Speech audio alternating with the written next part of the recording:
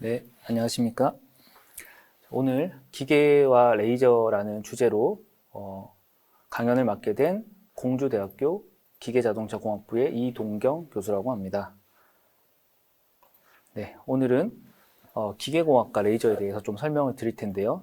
먼저 기계공학이란 어떤 건지 좀 이해를 하고, 그 다음에 레이저의 특징을 좀 이해하고, 레이저가 기계공학에서 어떻게 사용되는지 여러분들께 좀 설명을 드리려고 합니다. 여러분들 기계라는 것은 일단 뭐라고 생각하십니까? 기계공학이라고 해서 여러분들 저희 생활 곳곳에 기계가 있는데 기계에 대한 정의부터 먼저 살펴보도록 하겠습니다. 여러분들 생각하시는 기계는 뭔가요? 잠깐 우리 생각을 해보도록 합시다. 제 주변에 있는 그리고 여러분들 주변에 있는 다양한 제품들을 보면 기계가 뭔지 금방 떠오를 수 있으실 겁니다. 자, 기계라고 하는 거는 우리 가장 쉽게 떠올릴 수 있는 게 자동차죠. 오늘도 이용했고, 어제도 이용했고, 내일도 이용할 자동차고요. 버스를 포함해서 이 자동차 종류가 기계공학의 이제 꽃이라고 하는 제품이죠, 제품. 그래서 자동차를 보시면 다양한 조그마한 제품들로 만들어져 있고, 그 제품들이 하나로 통합이 되어서 어떤 시스템을 이루는 제품이 되고요. 그리고 차를 타시면 여러분들 잘 느끼시겠지만 우선 거리 이동이 가능하고 그 다음에 거기서 생기는 속도를 느낄 수 있고 그 다음에 가속도도 느낄 수 있고 그 차량의 움직임에 의해서 여러분들 힘도 느낄 수가 있습니다. 네, 그래서 자동차가 대표적인 기계의 하나이고요. 이제 두 번째로 또 다른 기계를 살펴보시면 당장 제 옆에 있지는 않지만 항공, 우주, 조선, 철도 같은 것들 이것 전부도 우리가 기계 시스템이라고 부릅니다. 이것도 마찬가지로 자동차와 마찬가지로 이제 작은 기계들의 부품들이 서로 엮여서 메커니즘을 이루고 얘네들이 하나의 시스템을 만들어서 시스템이 이동을 하게 되는 거죠. 자세히 보시면 여기도 마찬가지로 우리가 위치를 이동하게 되고 그 다음에 이동하면서 속도를 느끼고 가속도도 느끼고 이제 이 위치들에 따라서 힘도 느끼게 됩니다. 좀 더 우리 실생활로 넘어와서 또 다른 기계의 종류를 한번 살펴보도록 하겠습니다. 자, 여기 보이시는 거 보시면 좀 더 우리 실생활과 더 가깝죠. 여기 사진들을 보시면 키보드도 있고요. 그 다음에 냉장고, 그 다음에 에어컨, 공기청정기, 선풍기, 식기세척기 이런 것들 우리 생활 가전이라고 하는 이런 제품들도 앞에서 설명드렸던 것처럼 조그만한 제품들, 조그만한 부품들이 서로 연결되어서 하나의 제품을 이루고 있고 하나의 시스템을 이루고 있는 기계의 종류 중에 하나입니다. 그리고 여러분들 요즘에는 이제 필수품인 핸드폰도 마찬가지로 기계라고 부를 수 있고 건설하는 장비들 여기 보이시는 것처럼 포크레인 그리고 요즘은 많이 못 보지만 예전에 이제 미싱 같은 이런 그 재봉 틀 그다음에 요즘 자주 마시는 커피 같은 것들도 전부 다 기계로 이루어져 있고요. 조금 더 이제 시간을 당겨보면 왼쪽에 보이시는 그림처럼 무기들도 예전 아주 고대 시절에 쓰던 무기들도 다양한 부품들의 조합으로 이루어져서 메커니즘을 이루는 기계로 구성되어 있고 농사 짓는 것부터 해서 모두 다 기계라고 얘기를 할 수가 있습니다. 이런 것들도 속도와 가속도 느끼지 못하지만 어떤 열적인 힘 그리고 유체적인 힘이 잘 느껴지는 것들이죠. 자, 또 하나 우리 일상생활에서 쉽게는 보지 못하지만 이런 것들도 기계입니다. 여러분들께서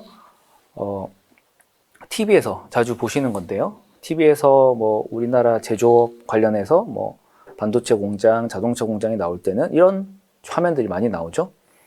여기에 있는 사람들이 걸어다니는 왼쪽 그림을 보면 여기 있는 조그만한 것들이 전부 다 기계로 만들어져 있고 어떤 부품을 만드는 또 다른 생산 기계로 만들어져 있습니다.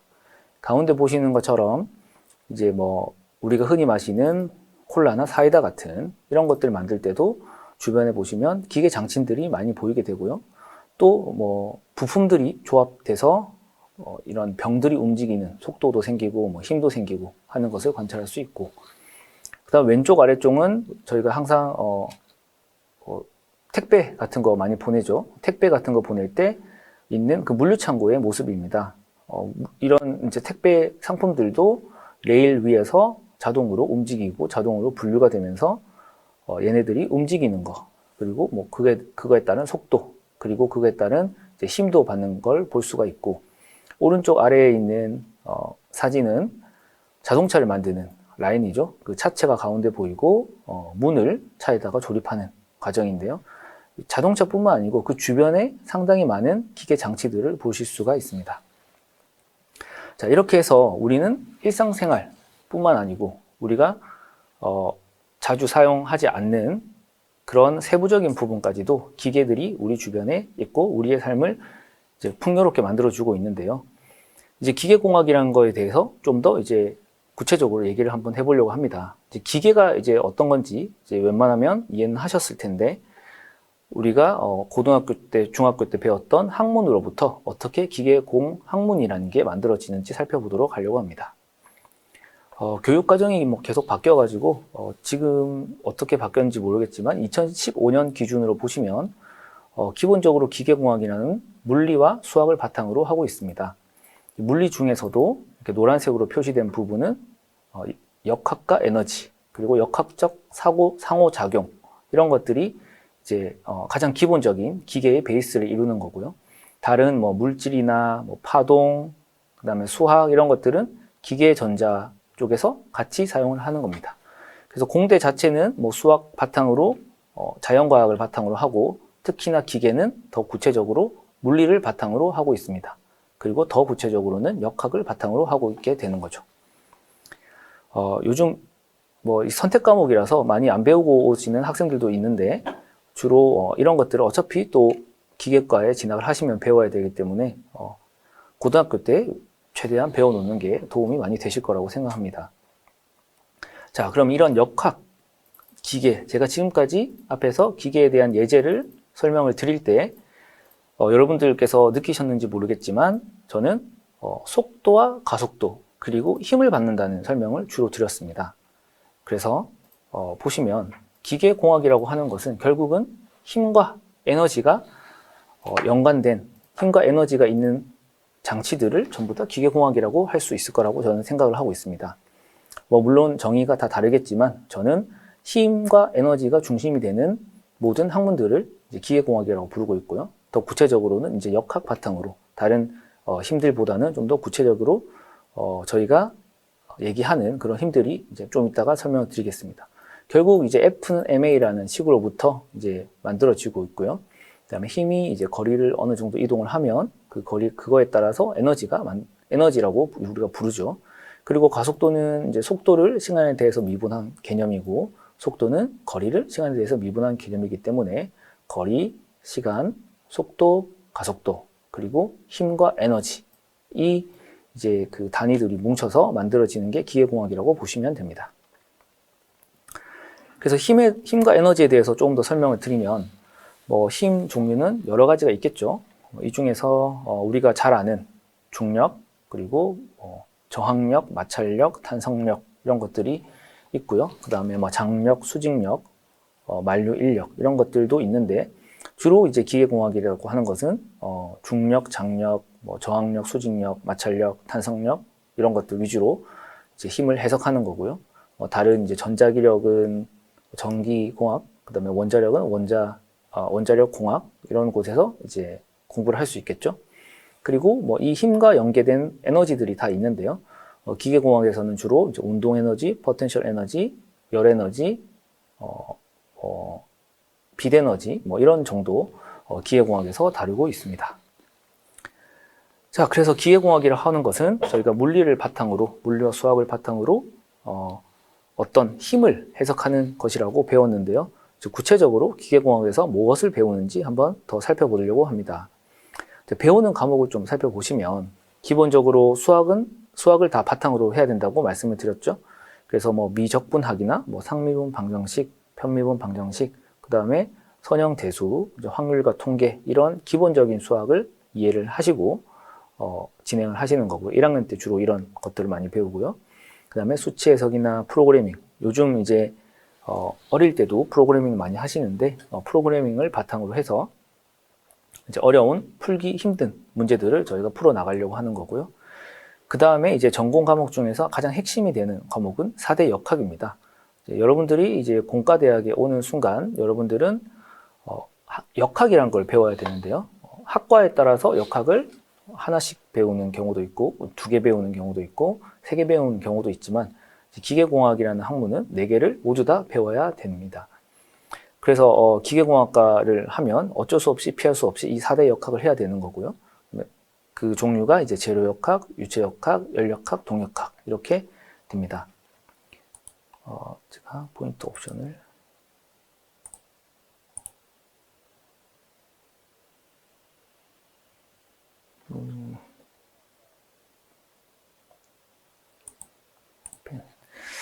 네, 그리고 4대 역학을 바탕으로 좀 더 구체적으로 전공 심화라는 것을 배우게 되는데요. 4대 역학을 가장 기본으로 하고 어떤 분야에 저희가 이런 것들을 적용할지에 대해서 좀 더 스텝 바이 스텝으로 배워나가는 것이 전공 심화입니다.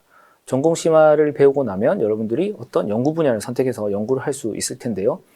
그 분야에 대해서 좀 더 구체적으로 살펴보려고 합니다. 그래서 먼저 4대 역학이란 무엇인지 살펴보고 연구 분야에 대해서도 조금 더 알아보려고 합니다. 먼저 4대 역학 중에 첫 번째는 재료역학입니다. 재료역학은 이제 재료의 물성과 형상에 따라서 받는 힘, 또 힘이죠. 그죠? 힘을 해석하는 학문입니다. 여러분들께서 쉽게 접할 수 있는 이런 호치키스나 스테이플러나 이런 클립 같은 걸 보시면 여러분들 손으로도 여러분의 사람의 힘으로도 쉽게 변형이 되는 물건들이죠. 그래서 사람이 쉽게 변형할 수 있게 디자인을 해서 만들어 놓은 그렇게 해서 이 재료를 선정한 것들이 여기 보이시는 것들이고요. 그 다음에 우리가 다리를 건널 때 다리가 무너지면 안 되겠죠. 그죠? 그래서 우리의 몸무게 아니면 사람이 몇 명이나 올라가도 부서지지 않는, 차가 올라가도 부서지지 않는 그런 무게를 견딜 수 있게 이런 재료들의 특성을 고르고 어떤 재료를 선택할지 고르고 이런 재료들의 구조를 이제 만들어내는 게 재료 역학인 거죠. 또 하나 재밌는 거는 이제 골프공 같은 걸 보시면 또 우리가 사람 손으로 이 골프공이나 다른 뭐 테니스공이나 이런 공들을 변형시키기는 쉽지 않죠. 하지만 저희가 흔히 작용시켜주는 우리의 힘으로, 우리 사람의 힘으로 하는 것보다 좀 더 강한 힘을 주면 여기 오른쪽 아래에 있는 그림처럼 형상이 이렇게 변하게 됩니다. 자, 이런 재료의 성질 그리고 재료의 형상으로 어떤 힘을 감당할 수 있느냐 이런 걸 보는 게 재료역학이라는 분야이고요. 다음 두 번째 역학은 유체역학입니다. 유체는 앞에 서 있는 재료역학이 고체에 대한 것이라면 유체는 기체와 액체에 대한 것입니다. 비가 오거나 바람이 불면 여러분들이 바람이 작게 불면 우리 그 얼굴에 바람을 맞으면서 큰 힘을 받지는 않죠. 그죠? 그리고 우산이 비가 올 때 이렇게 바람이 많이 불지 않으면 날아가지 않죠. 하지만 뭐 태풍이 불거나 이러면 여러분들은 그 바람에 의한 힘을 확실히 느낄 수가 있을 겁니다. 그래서 그런 유체에 의한 물이 아니라 그 액체나 기체에 의한 힘을 해석하는 게 유체역학이고요. 그리고 또 유체역학이 우리 일상생활에서 역학을 보면 예제를 보면 여러분들의 화장실 가시면 이제 뭐 나오는 세수하는 물이 나올 때 이제 깨끗한 물의 근원에서 파이프를 통해서 우리 집까지 연결이 되는데 이런 이제 물들이 이동할 때 얼마의 힘으로 물을 제공해 줘야 되고 그리고 막히지 않게 이제 설계를 하면서 진행하는 게 이런 유체역학 분야의 한 분야가 되는 거죠. 그 다음에 이제 열역학이라고 하는 것은 말 그대로 열과 관련된 힘이에요. 열이라고 하면 우리가 가장 연관이 높은 그런 물성을 보면 이제 온도겠죠, 온도. 그래서 온도가 높으면 이런 얼음 같은 예제를 보시면 얼음이 녹고 온도가 낮으면 이제 외부의 에너지를 뺏겨서 차가워지면서 얼음이 이제 얼면서 고체가 되죠. 자, 이런 것들, 온도에 의한 이제 열의 힘, 이런 힘들을 이용해서 이런 걸 분석하는 거에 이제 열역학이라고 하는 겁니다. 그리고 연력학 중에 아주 재밌는 것들은 이제 엔진이고 뭐 자동차 엔진, 항공기 엔진 같이 연소라고 하는 분야도 있습니다.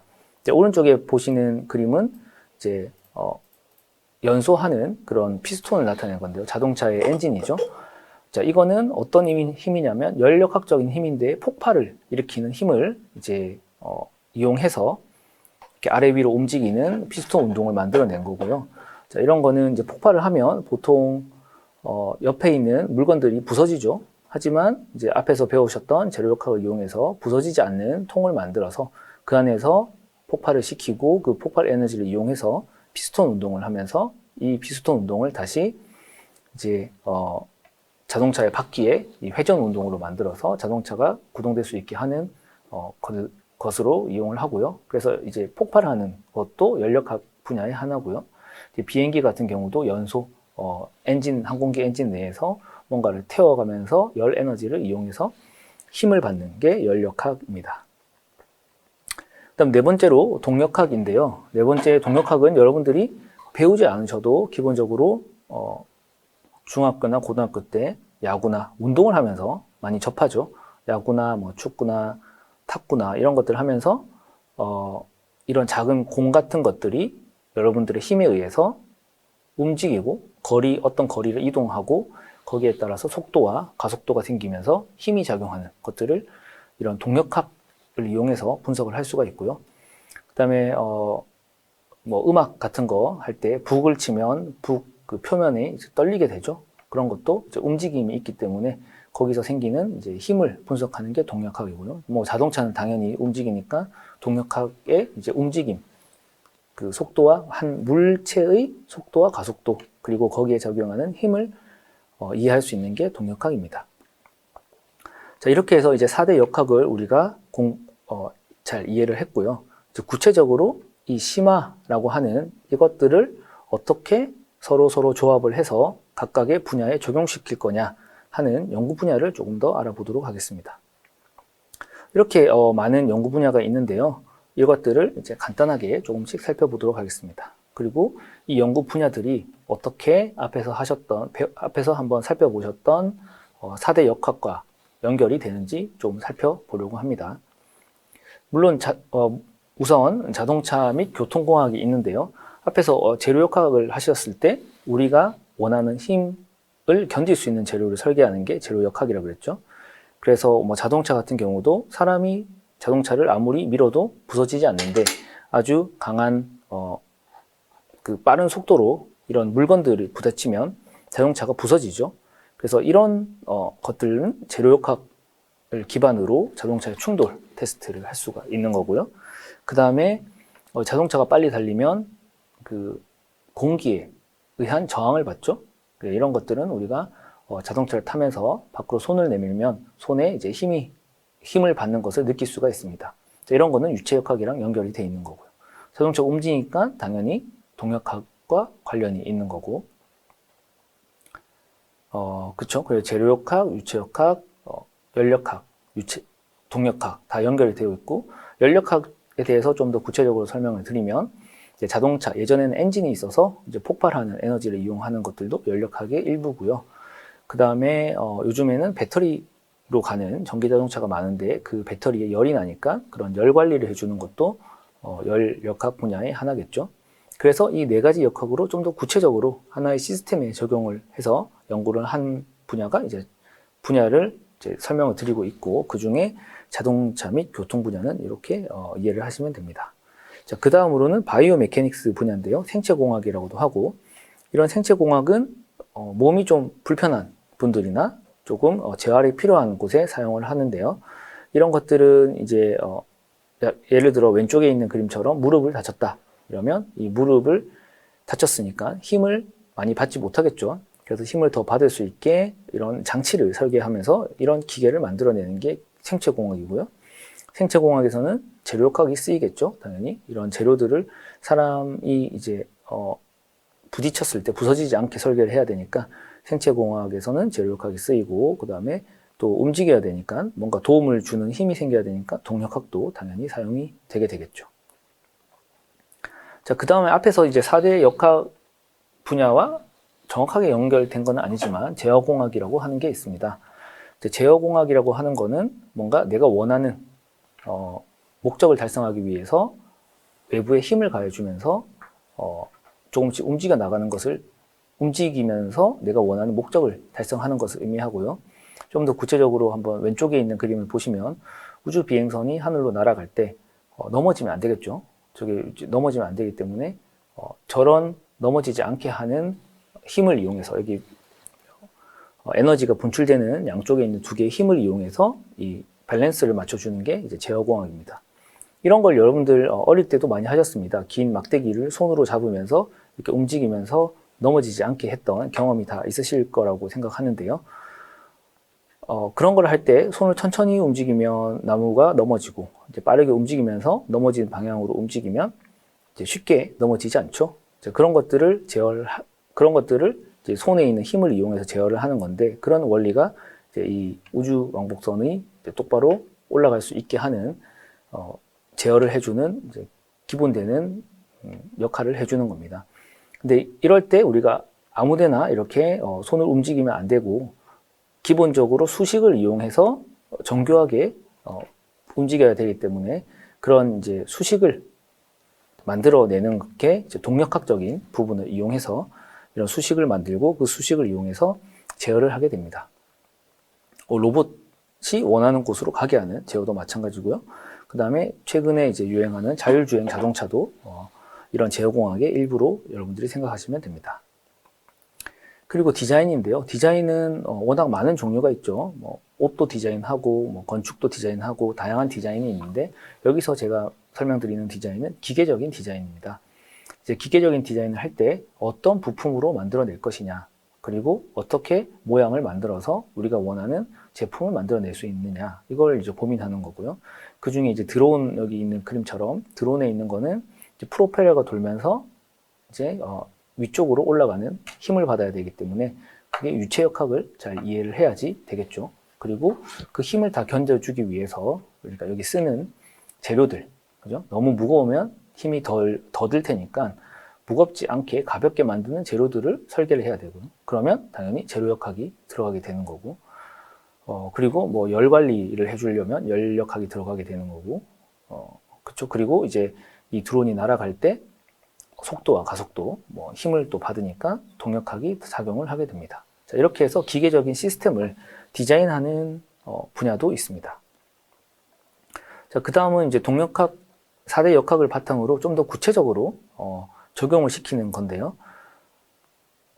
동력학이 작은 물체의 속도와 가속도를 가지고 파악을 하는 거라고 했는데 이제 그걸로부터 파생돼서 이제 진동, 이제 미세한 떨림 같은 것도 우리가 설계를 할 수가 있습니다.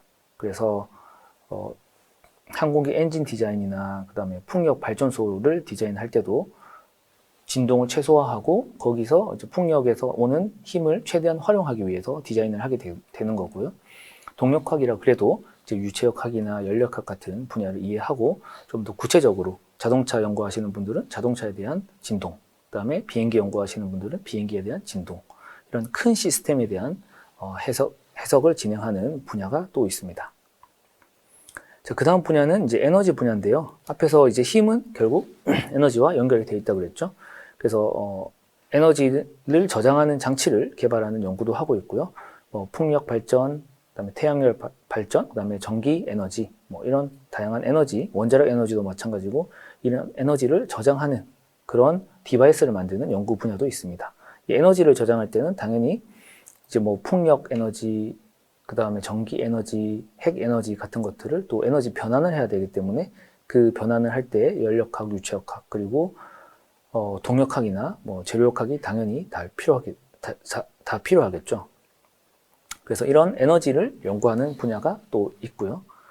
그 다음은 이제 유체 분야. 유체도 이제 앞에서 설명드렸던 것처럼 기본적인 4대 역학 분야인데 좀 더 구체적으로 보시면 유체는 우리 눈에 잘 보이지 않습니다. 공기나 물 같은 것들이라서 물은 잘 보일 수 있어도 공기는 잘 보이지 않기 때문에 그런 것들을 눈에 보일 수 있게 하는 가시화하는 연구도 많이 하고 있고요. 항공기나 자동차가 빠른 속도로 달릴 때 받는 이제 저항 이런 것들을 최소화하기 위해서 이런 형상을 좀 바꿔주고 다양한 장치를 이용해서 좀 조절해주는 연구도 하고 있고요. 또 하나 이런 그 공간 내에서 창문을 열었을 때 어떻게 바람이 흘러가는지, 그리고 거기서 먼지가 어떻게 떠다니는지 관찰하는 것도 유체 분야의 하나가 되겠습니다. 자, 그 다음에 제가 좀 더 구체적으로 설명을 드릴 텐데요. 이제 생산 제조 공학 분야라고 하는 것은 뭔가 이제 만들어내는 그런 공장, 여러분들 흔히 알고 계시는 공장에서 뭔가를 만들어내는 그런 분야이고요. 이런 것들을 이제 할 때 여기 보시는 것처럼 비행기 왼쪽 위에 있는 비행기를 만들어낼 때 각각 비행기의 자그마한 부품들을 가지고 와서 그 친구들을 다 조립을 하게 되겠죠. 이 조립하는 것을 순서를 각각 공정이라고 합니다. 이 각각 공정별로 먼저 기어 붙이고 다른 그 프레임 붙이고 다른 걸 이제 구멍을 뚫고 이런 식으로 하면서 뭔가를 만들어내게 되는데요. 그런 하나하나 과정들이 전부 다 기계로 이루어지거나 사람의 힘으로 이루어지게 됩니다. 이제 그런 것들을 디자인할 때 당연히 이제 열적인 것을 이용한 프로세스, 유체를 이용한 프로세스, 그리고 동력학 및 재료역학도 당연히 들어가게 되겠죠. 그래서 이런 생산 재료 분야 하나, 그리고 그 다음은 이제 역학 및 재료 분야, 재료 역학에 대해서 우리 앞에서 한번 설명을 드렸죠. 4대 역학 분야 중에 하나라고 말씀을 드렸는데요. 우리가 흔히 여기 존재하는 재료들을 가지고 이제 분석을 하다가 좀 더 다양한 재료를 만들어서 우리가 원하는 성질을 가지는 재료를 만들어내는 이런 분야가 이제 역학 및 재료 역학이라고 부르는 분야입니다. 그래서 강도 높은 재료, 가볍고 이제 단단한 재료, 이런 재료들, 우리가 원하는 특징 스페시픽하게 디자인해서 만들어내는 분야이고요. 그 다음에 또 여러분들 좋아하시는 로봇을 이제 디자인하는 것 또한 거의 시스템을 디자인한 거와 마찬가지죠. 그래서 자동차 디자인 하듯이 이제 이런 재료도 선택하고, 그 다음에 움직임들, 그리고 각각의 연결되어 있는 이 하나의 물체들이 어떻게 연결해서 어떻게 움직일지 동력학적인 요소를 이해를 하고, 그 다음에 재료역학도 당연히 이해를 하셔야 되고, 그 다음에 앞에서 했던 제어공학과도 연결이 되고, 동력학은 당연히 연결되겠죠. 자, 이렇게 해서 메카트로닉스나 로보틱스 분야도 우리가 알아보았습니다. 자, 그 다음에 이제 마이크로나 나노 공학인데요. 우리가 흔히 이제 사람이 쓰는 힘, 그 다음에 우리보다 좀 더 강한 힘을 내는 기계들에 대해서 예를 많이 들었는데요. 뭐 자동차나 비행기나 이런 것들 많이 예를 들었는데, 좀 더 이제 작은 힘을 가지고 뭔가를 만들어내는 게 마이크로 나노 공학이죠. 아주 작은 단위, 마이크로는 10의 마이너스 3승, 나노는 10의 마이너스 6승 미터 되는 아주 작은 힘을 이용해서 이런 구조물을 만들어내는 게 마이크로 나노 공학이고요.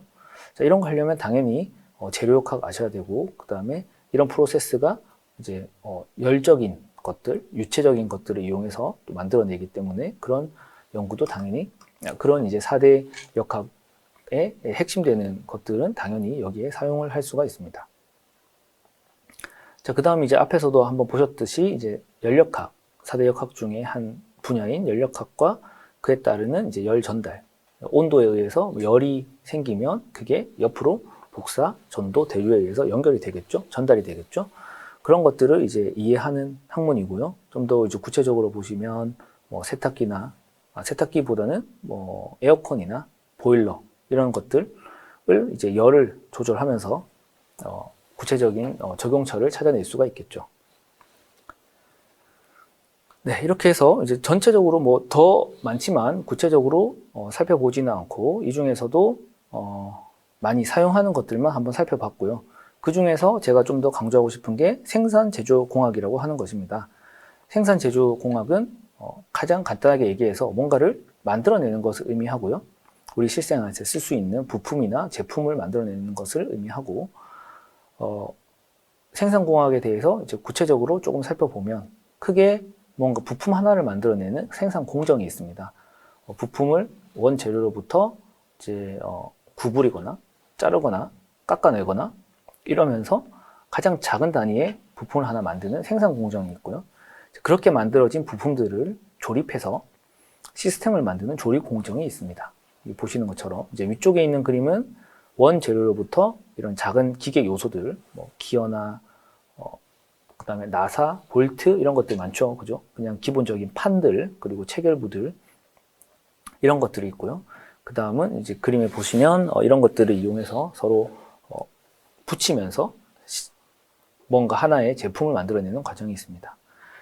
자, 이때 이런 제품을 만들어내려면 기본적으로 원재료에서 뭔가 잘라야 될 테고, 그죠? 그리고 구멍도 뚫어야 될 테고, 그 다음에 어느 부분은 이제 없애야 될 테고, 구부려야 될 테고, 이런 이제 공정을 진행해야 되는데 이런 것들을 이용해서 제품을 만들어내는 게 생산 공정이고요. 그 다음에 이제 붙이려면 다양하게 붙이는 방법도 존재하겠죠. 그래서 영원히 붙이는 방법들을 보시면 이제 용접이라는 분야, 그 다음에 소더링 하는 거, 그 다음에 이제 본드, 접착제로 이렇게 붙여서 영구적으로 안 떨어지게 만드는 이런 것들이 이제 영구적으로 붙이는 공정이고, 그 다음에 이제 기계적 체결은 뭐 볼트와 너트 이런 것들로 이제 서로 잠깐 연결해 놨다가 빼는 그런 것들을 생각할 수가 있을 겁니다. 그래서 이런 생산 제조 공학은 다시 한번 요약을 하면 뭔가 작은 부품을 만들어내는 공정, 그 다음에 그 부품들을 결합해서 시스템을 만들어내는 공정이 있다고 보시면 되고요. 뭔가 생산을 할 때 뭔가 자르고 뚫고 모양 변형하고 깎아내고 붙이는 이런 공정들이 있다고 생각을 하시면 됩니다. 자, 간단하게 그렇게만 알고 넘어가시고요.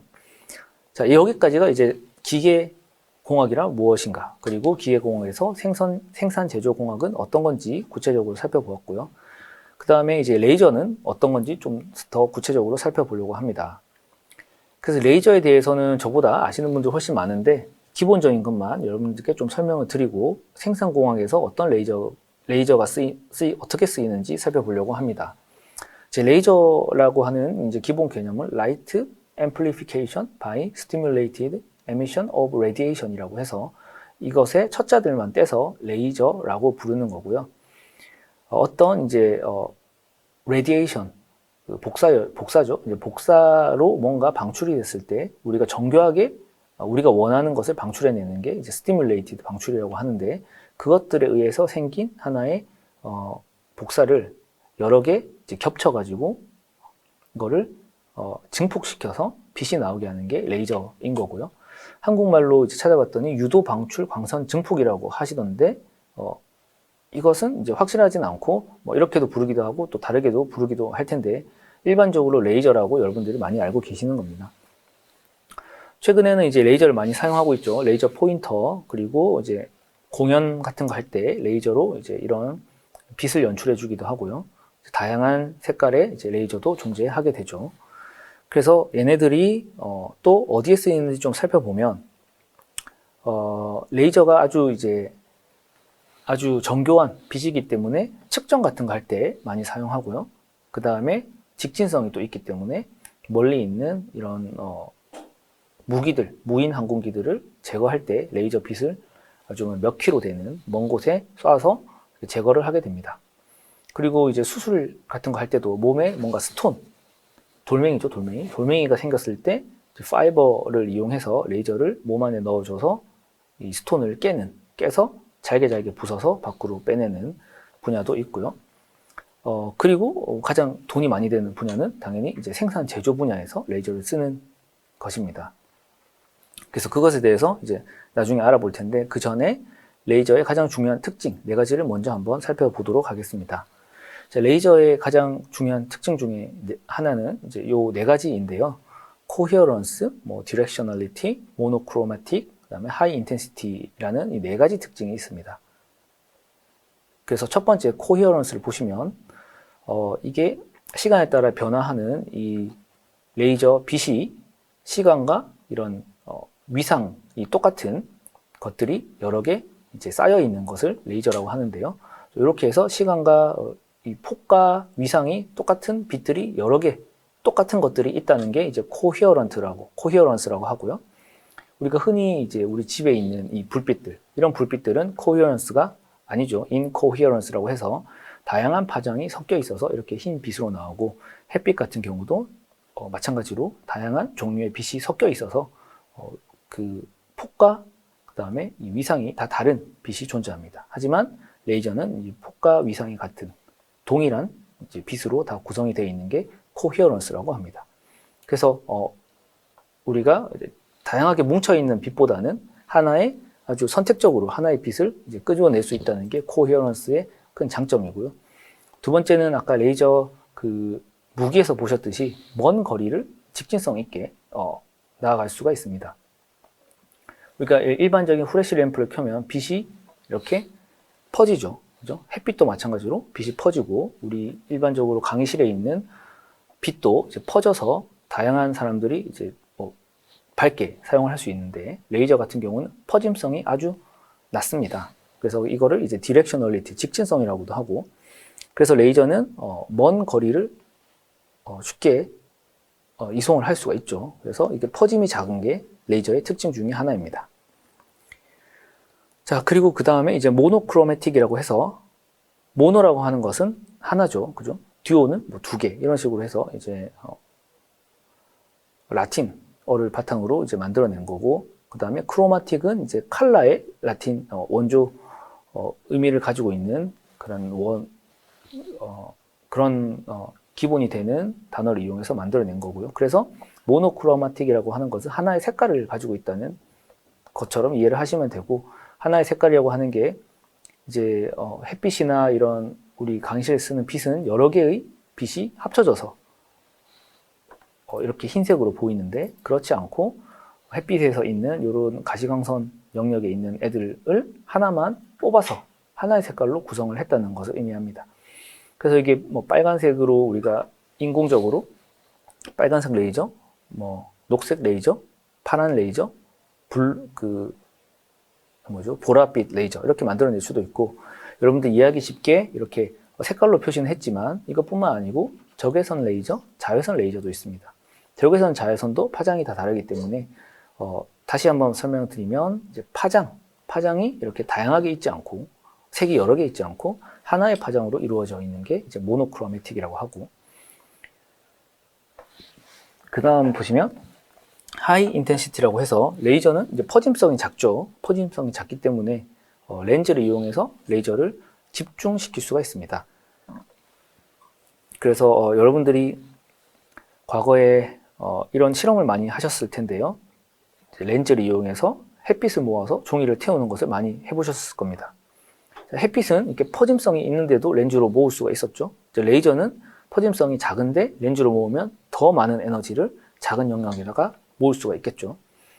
그래서 우리가 지금 그림에서 보시는 것처럼 종이를 태우는 정도가 아니라 좀 더 높은 에너지, 강한 에너지를 집중시킬 수가 있습니다. 왜냐하면 이 집중이 되는 영역을 저희가 광학을 이용해서 한 30 마이크론으로 조절을 하면 더 강한 에너지가 생기기 때문에 철까지도 녹여버릴 수 있는 그런 강한 에너지를 가질 수가 있는 거죠. 그래서 이 네 가지 특징으로부터 앞에서 보셨던 그 다양한 적용처를 만들어낼 수가 있는 거고요. 그 중에서 저는 생산공학에서 어떻게 쓰이느냐 이거를 좀 더 설명을 드리려고 합니다.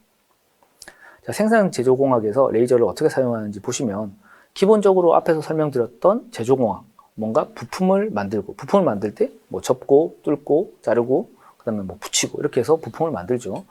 이런 부품을 만드는 것들을 기본적으로 우리가 아는 그 생산 방식이 아닌 레이저를 이용해서 만들어내는 게 레이저 가공이라고 부르는 그 학문 분야입니다. 그래서 이 레이저를 이용해서 어떻게 우리가 사용할 수 있는지 제 연구하는 분야를 좀 더 구체적으로 설명을 드리려고 합니다. 그래서 앞에서 설명드렸던 것처럼 절단 분야, 뭐 구조화 분야, 표면 처리 분야, 용접 분야 이렇게 해서 적용을 하려고 하고 그거에 대해서 하나씩만 하나의 토픽을 여러분들께 설명을 드리도록 하겠습니다. 보시면 이제 구체적으로 다양한 그 제품에다가 적용할 수 있지만 저는 배터리 분야에 적용을 하고 있습니다.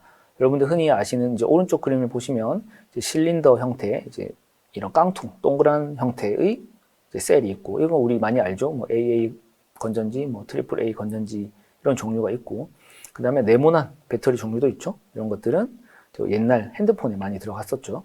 그 다음에 파우치 형태라고 해서 이런 뭐 파우치에다가 넣어놓은 셀 형태가 있습니다. 이거는 이제 전지의 종류이고요. 이런 것들을 이제 셀이라고 하는 작은 단위로 하나씩 만들어내고 이 셀들을 묶어서 왼쪽 위에 있는 이 모듈이라는 조금 큰 중간 단계의 뭔가 배터리 크기를 만들어냅니다. 그리고 이 모듈들을 여러 개 겹쳐서 배터리 시스템을 만들게 되는데요. 이걸 패킹이라고 하고 배터리 팩을 만들어내게 됩니다. 자, 여기 있는 게 배터리 팩이죠. 배터리 팩에는 이제 배터리가 외부의 충격에도 이제 손상을 입지 않고 여기서 만들어지는 열을 신속하게 빼낼 수 있게 뭔가 시스템을 만들어내는 과정이고요. 자, 이렇게 해서 이런 이제 팩이 만들어지면 자동차에 딱 실으면 그냥 전기 자동차가 되는 거죠. 이제 그 중에서 이제 셀도 만들어야 되겠죠, 누군가는. 그래서 이 셀 프로세스 만드는 과정을 한번 살펴보시면, 먼저 셀은 이제 이런 철판, 철 포일이라고 하는데 아주 얇은 구리나 알루미늄 위에 이제 일렉트로드 재료라고 하는, 전극 재료라고 하는 이런 파우더 형태의 재료가 풀이나 접착제 같은 걸로 이렇게 쌓여 있습니다. 아래 위로. 그렇게 쌓여 있고, 얘네들을 이제 크기에 맞게, 우리가 원하는 용량에 맞게 두께를 조절해서 두께를 조절하고 그 두께를 잘라내게 되겠죠. 결국은 이제 잘라내서 이런 작은 형태의 정극을 만들게 되고요. 이렇게 두 개, 양극과 음극을 만들고, 그 다음에 얘네를 이제 패킹하는 또 다른 과정이 있는데, 이제 세퍼레이터라고 하는 애들로 이 둘을 분리시켜 놓고, 그 다음에 여기 용접을 해서 이런 극들을 다 뭉쳐줍니다. 이런 극들이 결국은 나중에 뭐가 되냐면 여기에 양극과 음극의 밖으로 튀어나오는 부분은 연결이 되겠죠. 그 다음에 이런 파우치 내에 우리가 얘를 넣어주고 그 안에 전의 액으로 채워줍니다. 채워주고 여기를 찍 잠그면 이런 식으로 하나의 셀이 이제 만들어지게 되는 거죠. 여기 있는 셀이 만들어지고 그 다음 모듈, 팩 이렇게 만들어지는데요. 여기서 이제 코팅을 할 때 여기 표면 처리해 주는 거, 그 다음에 절단해 주는 거, 용접해 주는 거, 이걸 좀 더 예제를 들어서 살펴보려고 합니다. 이제 레이저 절단이라고 하는 것은 결국 이런 이제 전극을 만들면 크기에 맞게 잘라줘야 되는데 강한 빛 에너지를 이용해서 이런 재료들을 제거를 시켜냅니다. 그래서 앞에서 설명드렸던 그 돋보기 예제랑 거의 유사하다고 보시면 되고요. 그 돋보기처럼 강한 에너지를 이런 작은 영역에 집중을 시켜주면서 여기 있는 전극 재료뿐만 아니고 안에 있는 포일까지 다 이제 녹이고 그것을 이베포레이션 시켜서 증발시켜서 없애버리는 거고요. 하지만 레이저 에너지가 너무 약하거나 너무 강하면 여기 오른쪽에 있는 것처럼 다 잘리지 않거나 너무 많이 잘려서 표면이 더럽게 되겠죠. 이런 것들은 나중에 화재로 연결될 수 있어서 좀 위험한 것들이 있기 때문에 우리가 적절한 이 레이저 변수를 선정하는 최적화 과정을 거쳐서 이렇게 깔끔하게 잘라내는 연구가 필요하게 됩니다. 자, 재료가 바뀌면 또 다른 이런 최적화를 해야 되기 때문에 이런 연구를 이제 진행할 수 있고요. 그 다음에 레이저 구조화라고 해서 표면에 살짝 이런 구조를 만들어주면 3차원 구조를 만들어주면 레이저의 그 배터리의 성능이 더 좋아지고 그 다음에 여기 있는 젖음성 더 쉽게 앞에서 있었던 전의 액이 배터리 안으로 침투할 수 있어서 더 효율이 좋아지는 것을 알 수가 있습니다. 그래서 저희는 레이저로 레이저 당연히 에너지를 조절해서 일부분만 이렇게 스크래치 내듯이 없애는 컨트롤 제어할 수 있게 이 깊이를 제어할 수 있는 구조화란 연구도 하고 있고요. 그 다음에 이런 이제 폭들을 조절하면서 어떤 게 가장 효율이 높아질까, 배터리의 효율이 높아질 거라는 것을 이제 구조를 통해서 그리고 이런 깊이 조절을 통해서 이제 하는 연구를 진행하고 있습니다. 네, 또 하나는 이제 표면에다가 어떻게 표면의 형상과 표면의 성질을 바꿔줄 수가 있는데요. 기본적으로 이제 표면이 이런 이제 2W나 4W에 있는 이 표면들인데요. 얘네들을 이제 레이저를 이용해서 아주 더 약한, 앞에서 있었던 것보다 더 약한 레이저죠. 절단은 강한 에너지, 그 다음에 구조화는 조금만 날릴 수 있는 에너지, 그 다음에 표면 처리는 표면만 살짝 변화를 시킬 수 있는 에너지를 조절을 해야 되는 거고, 그래서 이런 격자 모양으로 이렇게 격자 구조로 만들어주고 패턴을 만들고, 그러면 안쪽에 이런 에어 버블이라고 하는 이제 공기층이 형성돼서 나중에는 그 물을 위에 올려도 이런 초발수성 형태를 나타내게 됩니다.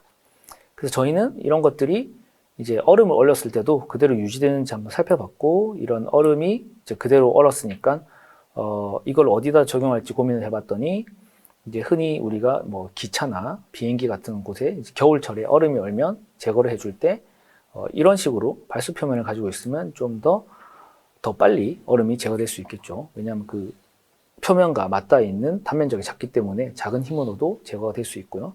그 다음은 이제 이런 구조를 만들므로 인해서 색깔이, 이 메탈, 구리, 이거는 이제 구리의 재료인데요. 구리 표면에 이런 구조를 형성을 시켜주면 이제 반사돼서 우리 눈에서 인식하는 색깔이 달라지게 됩니다. 이런 이제 색깔이 달라지는 마킹이라고도 하는데요. 레이저의 표면 처리를 진행하고 있습니다. 그리고 이제 용접은 앞에서 보셨던 것처럼 이런 이제 탭 웰딩을 할 때 사용을 하죠. 탭 웰딩을 할 때 서로 붙여줘야 되는데 다양한 방법이 있겠지만 레이저로 살짝만 녹여서 두 개를 이렇게 붙여주는 과정을 진행하고, 이렇게 같은 극 길이도 붙여주기도 하고 알루미늄 구리라는 다른 재료를 붙여주기도 합니다. 이종 용접이라고 하는데요. 이것을 레이저를 이용해서 알루미늄이나 구리를 살짝 녹여서 이렇게 붙여주게 되고요. 그 다음에 이렇게 붙였을 때 이제 강도를 이제 잡아당겨도 부서지지 않는, 뜯어지지 않는 정도의 강도를 만들어내기 위해서 미세한 조직들까지 우리가 분석을 하면서 최대한 기존에 가지고 있는 재료보다 더 강한 붙임, 붙는 접합 특성을 만들어내려고 하고 있는 거죠. 자, 이렇게 해서 우리가 연구, 구체적으로 레이저가 어떤 그 가공 분야에 쓰일 수 있는지까지 알아보았습니다. 네, 그래서 오늘까지 설명드린 걸 좀 요약을 해드리면, 먼저 제가 기계공학에 대해서 설명을 좀 드렸고요. 기계공학은 고등학교 때 배우는 수학과 물리를 바탕으로 좀 더 고도화시켜서 4대 역학을 배우고 그것들을 응용해서 심화 과정을 배우면서 연구를 하는 학문이고요.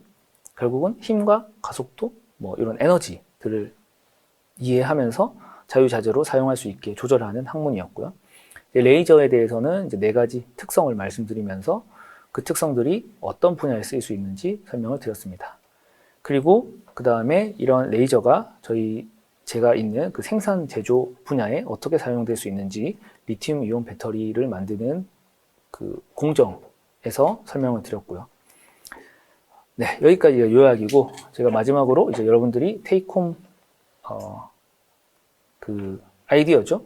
테이크홈 집으로 돌아갈 때 어떤 것을 머릿속에 넣고 가야 되는지 설명을 드리면, 그 대한민국은 기본적으로 이제 해외 수출을 해서 먹고 사는 나라죠.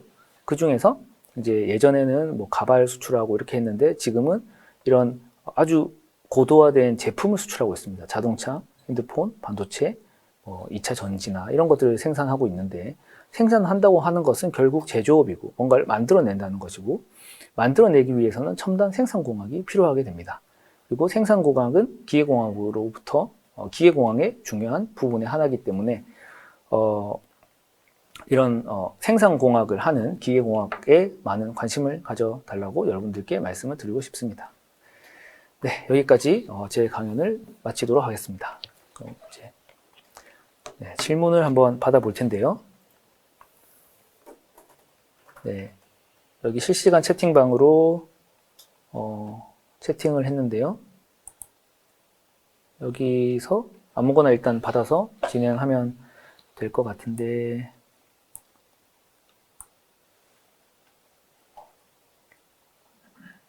네, 이브님께서 기계공학을 잘 이해하기 위해서는 수학과 물리, 화학 모든 분야를 잘해야 하는 건가요? 이렇게 질문을 해주셨습니다. 당연하죠. 기계공학뿐만 아니고 뭐 다른 분야, 이제 여러분들이 이렇게 제가 정확하게 좀 구분을 해서 기계공학을 설명해 드렸지만, 기계공학은 이제 대학교 정도까지 기계공학으로 이렇게 구분을 하고요. 대학원 가시면 기계공학을 바탕으로 다른 분야를 다시 학습을 하셔야 됩니다. 더 이상 뭐 핸드폰도 기계과가 다 만드는 게 아니고 전자과, 그다음에 컴퓨터공학과, 다양한 이제 공학들이 섞여서 만들어지는 거고요. 자동차도 마찬가지로 이제 기계공학뿐만 아니고 전기차, 그다음에 자율주행, 제어공학을 더 많이 하죠. 그래서 일단 대학교 때 배울 때는 뭔가 화학 분야는 좀 모르겠지만 수학과 물리 분야는 정확하게 이해를 하셔야 기계공학을 더 잘 이해할 수 있고요. 고등학교 때는 뭐 과학 같은 경우는 그냥 이런 서술형으로 좀 이해를 하고 수식으로 그렇게 많이 이해를 안 하는 걸로 알고 있고 수학은 수학 별개로 이해를 하지만 결국 기계공학을 오시면 수학을 바탕으로 앞에서 말씀드렸던 그 4대 역학을 전부 다 손으로 풀어내셔야 됩니다. 손으로 풀던지 아니면 컴퓨터로 풀던지. 그래서 정확하게 계산을 하셔야 되기 때문에 모든 뭐 수학과 물리는 구체적으로 이해를 하셔야 되고 또 대학원이나 회사에 가시면 결국 또 화학 분야를 해야 되기 때문에 이제 그 분야를 좀 더 잘할 수 있게 노력하면 되겠죠. 이제 나중에 그렇게 하면 될 거고요. 또 다른 학생이 질문 주셨습니다. 자두님께서 질문 주셨는데요. 기계공학과를 졸업한 후 주로 어떤 분야에 진출하나요? 어떤 분야에 진출하냐면 제가 앞에서 설명드렸던 그 제조공학이나 우리 예를 들었죠. 기계는 어디에 있느냐. 그런 것들 보시면 기계 분야가 진출할 수 있는 분야를 여러분들 잘 알 수가 있을 겁니다. 첫 번째 자동차는 당연하고요. 그 다음에 항공 분야, 우주 분야, 그 다음에 그 중공업, 선박 만드는 분야도 취업을 하고요. 그 다음에 뭐 당연히 핸드폰도 만들고 반도체도 만들고 뭔가 만들어야 되죠. 만들어야 되면 기계공학에서도 이제 생산공학을 전공한 학생들은 뭔가 만드는 곳에 다 가실 수가 있는 거예요. 심지어 그 술 만드는 분야도 가실 수가 있고 뭐 음료수 만드는 분야도 결국은 모두 다 어떤 컨테이너 내에 이 액체가 들어가야 되기 때문에 이거 설계하는 것도 이런 우리 캔들 있죠. 캔 설계도 마찬가지로 기계공학이 해야 되는 거기 때문에 취업할 수 있는 분야는 상당히 많다고 생각을 하고 있습니다. 네, 또 하나 더 질문을 받아보면 라임님께서 기계공학 외에 레이저는 어떤 분야와 접목이 가능한가요? 라고 질문을 해주셨습니다. 앞에서 설명드렸던 것처럼 다양한 분야에 사용할 수 있죠.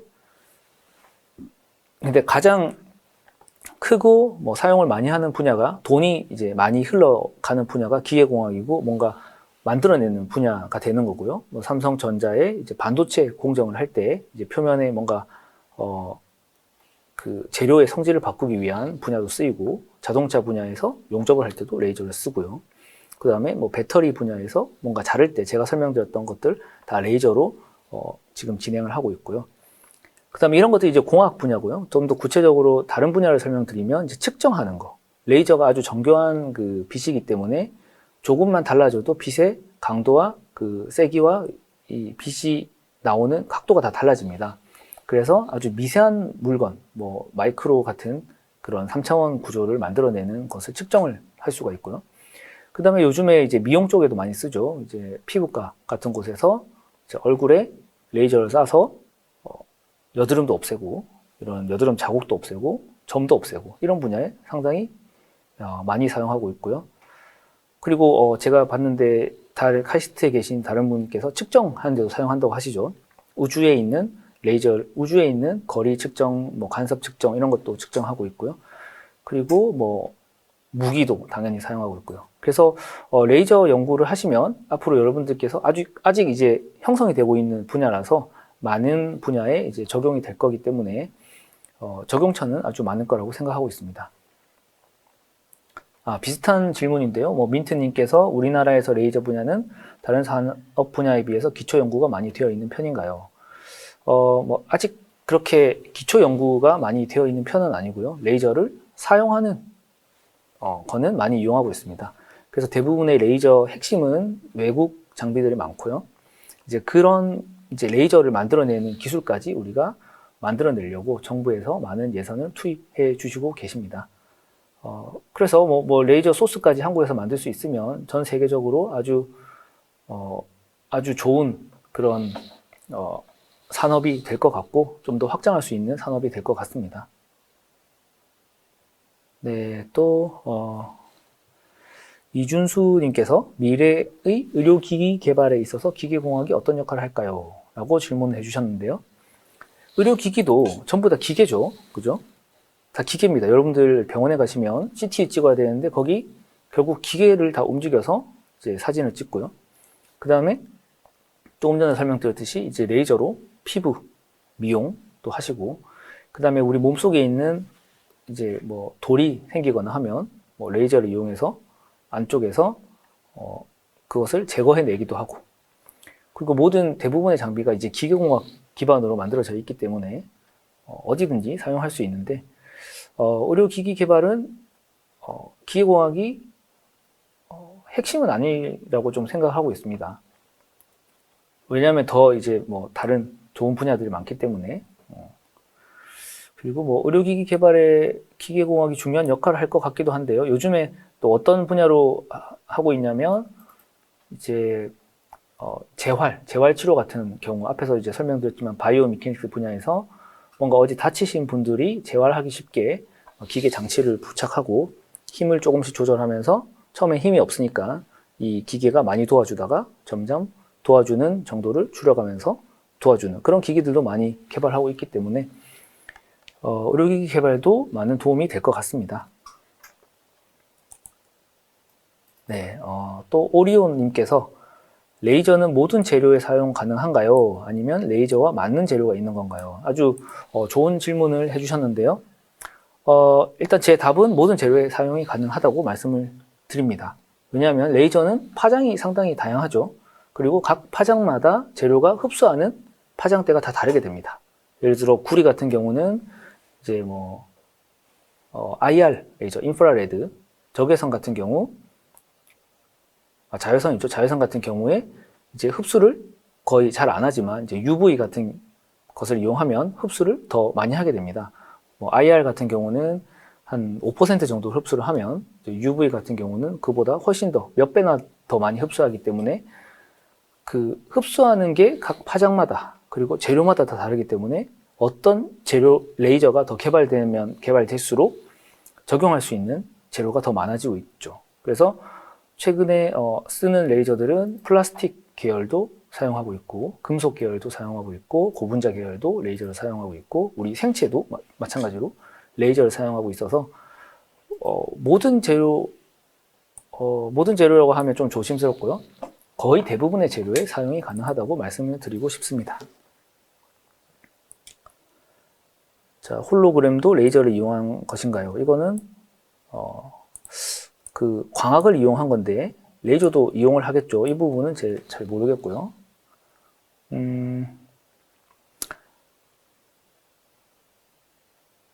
네.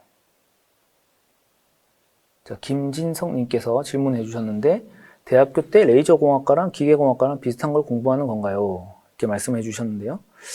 레이저공학과가 있는지는 잘 모르겠고요.